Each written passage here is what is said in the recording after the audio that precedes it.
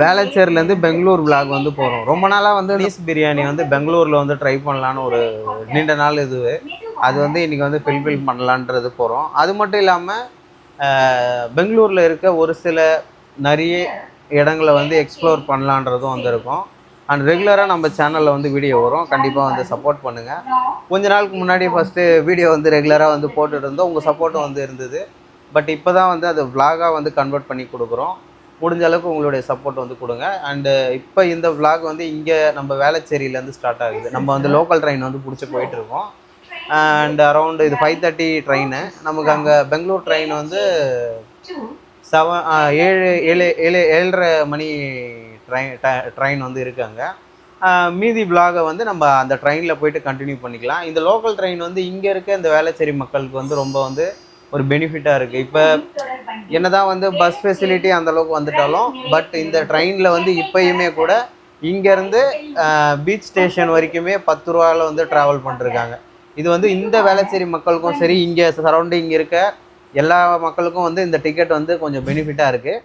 இப்போ நம்ம வந்து 10 ரூபா டிக்கெட் தான் வந்து எடுத்திருக்கோம். 2 பேருக்கு எடுத்திருக்கோம். அண்டு நம்ம ஃப்ரெண்டு இருக்கார், அவருக்கும் எனக்கும் வந்து எடுத்திருக்கோம். தென் 10 ரூபாயில் போகிறது கொஞ்சம் ஒரு நல்ல பெனிஃபிட்டாக தான் இருக்குது. இதே வந்து நம்ம பஸ் ட்ராவலிங்னா அதில் வந்து அரௌண்டு ஒரு 40 ரூபா கிட்ட செலவு பண்ணுற மாதிரி இருக்கும். அது வந்து நிறைய இடத்துல வந்து அதாவது 2-3 பஸ் வந்து சேஞ்ச் பண்ணி மாற்றி போகிற மாதிரி இருக்கும்.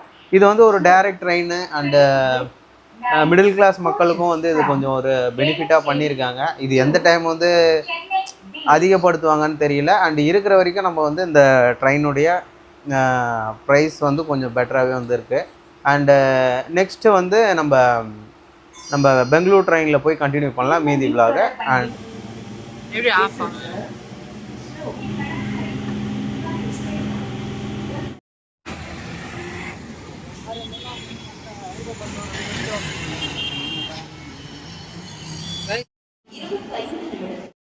மக்களே, இங்கே வந்து ஒரு விஷயத்த நான் நோட் பண்ணேன். அந்த சென்ட்ரலில் நல்ல ஒரு விஷயம் தான் பண்ணியிருக்காங்க. அங்கே ஃபேன் கொஞ்சம் பாருங்கள்.